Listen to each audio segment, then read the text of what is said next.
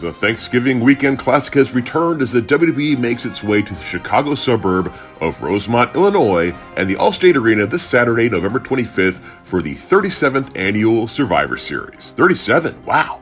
Seems like only yesterday that Bad News Brown would walk out on every Survivor Series team he was a part of. And you can catch all the action on Peacock. Peacock!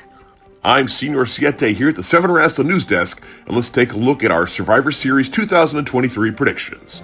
Alright, it's time to get excited because War Games is making its return. That's 2 rings, surrounded by a cage, and anything goes. Except leaving the cage. Stay in the cage. Before we dive into this interesting card, it's important to point out that this card is possibly more notable for who is or isn't going to be there than for the matches themselves. Will Roman Reigns be there? Remember when we used to think Brock Lesnar was kind of lazy? I mean, come on. Even Brock Lesnar would show up to the Survivor Series to squish whoever was the champion back in the day. But Roman? Nah, he can't be bothered. I mean, since WrestleMania, he's defended his title against his cousin, and the guy with the fun catchphrase, and yeah, that's it.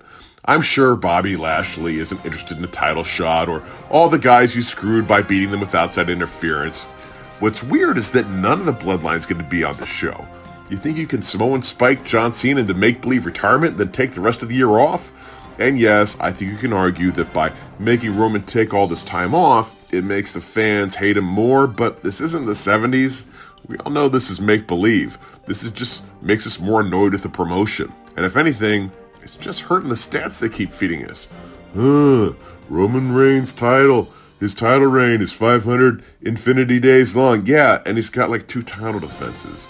I think what it comes down to is if the WWE doesn't think Survivor Series is a big enough show to feature Roman, then why should we care about the show?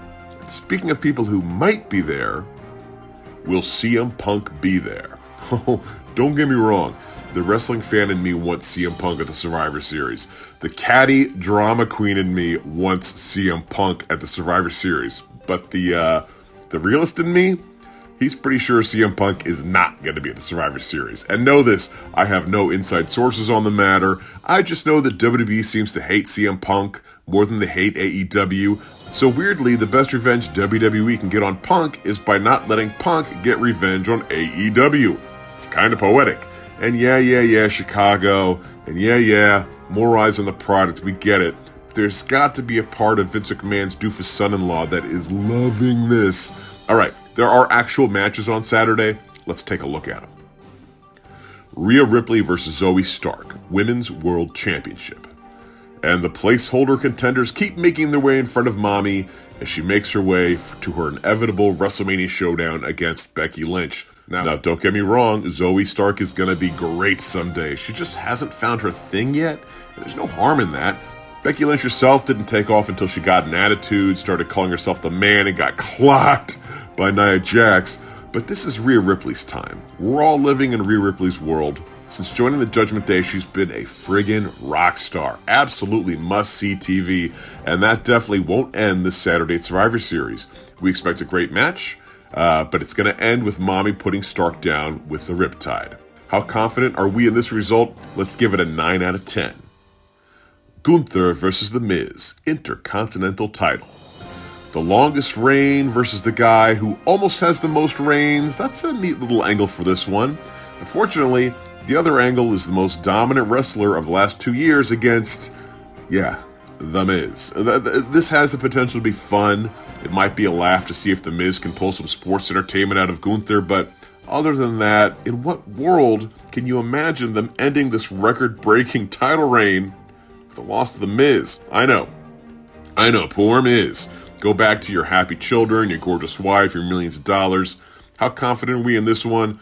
I'm prepared to give this the rarely seen 10 out of 10. Carlito versus Santos Escobar.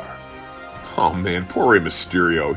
He's having sun figures turn on him at the rate of about once every 6 months.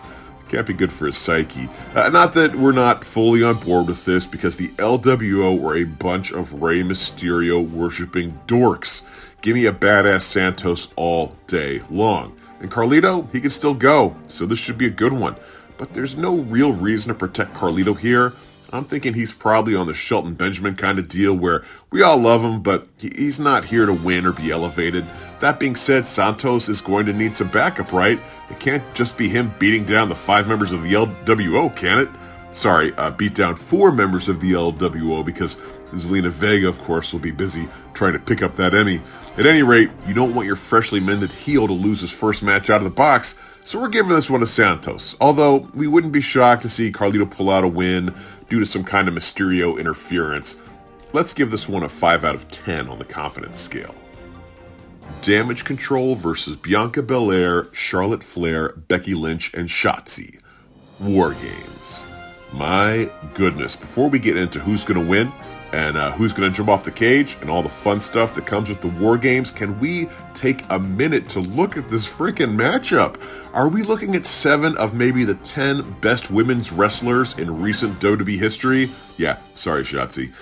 3 of the 4 horsewomen. Bianca Belair, who is arguably this generation's John Cena. And then you've got the Joshi rock stars in Asuka, Io Sky, and Kairi Sane. I mean, who else is even up there at their level? Maybe Sasha Banks, Rhea Ripley, and like during her early run, possibly, maybe Ronda Rousey. Just amazing. This match is going to be insane. Charlotte Flair, there's no way she's not doing 100 flips off that cage. And there's all kinds of fun stories woven into this, like, will Damage Control kick Bayley out?